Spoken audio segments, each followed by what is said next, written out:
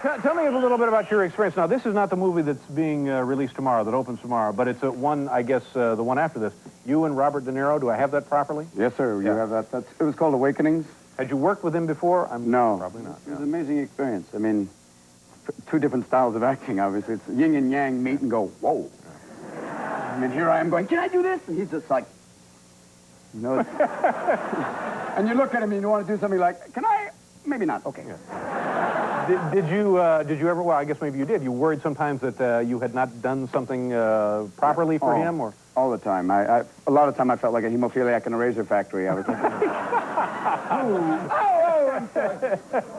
But he's amazing. It's a wonderful thing. After the first week, when you get over the initial, you feel that he might hit you if you do something wrong. Yeah. You come in initially thinking like, you know, But he turns out to be, he's wonderful. He really, he gives, I learned, which is amazing. I learned a lot, which is a wonderful experience to finish that and come away knowing much more. But it is interesting that a man of your achievement and your stature in motion pictures would have a bit of, you know, being insecure around this guy. Oh, yeah, there's certain people. I mean, he obviously, I mean, I see Nicholson, I get like, hi, how are you? Yeah. Robin, don't worry, just keep cashing the check.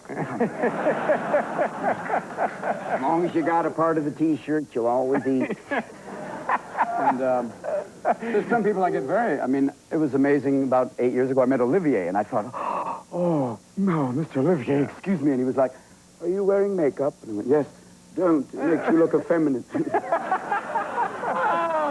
A little acting. A little acting tip for you. Yeah, there you go. And clean up, and don't use rouge. But anyway, now, when you were doing this film with De Niro, you actually hurt the guy physically? Yes, it was raging mork. It was sad. We were supposed to do a scene. He's, at one point, because it involves, it's a man who's been basically in a coma for 30 years, and he comes out due to this drug called dopamine, and then he starts to have reactions to it, side effects, and at one point he starts to flip out, and I was supposed to restrain him. I grabbed his arms, and I held them, and he said, just pull down. I went, sure, you want to do this? Yes. And then as I held his arms, he struggled, and I somehow, either one of us got too excited, and my elbow came up, and tango, and I heard that noise, and I went, oh, God, help me. Oh, please, Lord. Please let him smile with that blood coming out of his nose. So you actually busted his nose. Yeah, it was amazing, though, but the doctor said that I actually put it back in place. Oh, well, there you go. Now he looks like someone named Tad. It's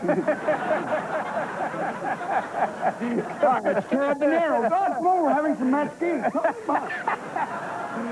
He's ruined his career. It's true. It went from being the rage to that nose that I guess for many years, and then now it's like back in place. Yeah. And how did you feel about your performance in that one? Did you think that was some of your best stuff? I think so. It's a different character. It's based on a real wonderful man named Oliver Sacks, who wrote The Man Who Mistook His Wife for a Hat. And he's a neurologist and he's like a combination of Mother Teresa and Arnold Schwarzenegger. Mm-hmm. It's like this immense man who's the gentlest, kindest man I've ever met, and brilliant. And I hope I can come that close to being anything like him, because it was wonderful. And that's what it's based about. These people who are, it's a real story, who had been, because of a disease, in a coma for 30 years.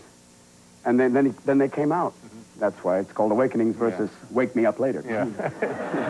Someone had a great line. They thought, you know, the first line should have been when they wake up, did anybody try just nudging me? A push would have been nice. A guy is in a coma for 30 years. He wakes up and somebody breaks his nose. Well, thank you very much. Welcome back.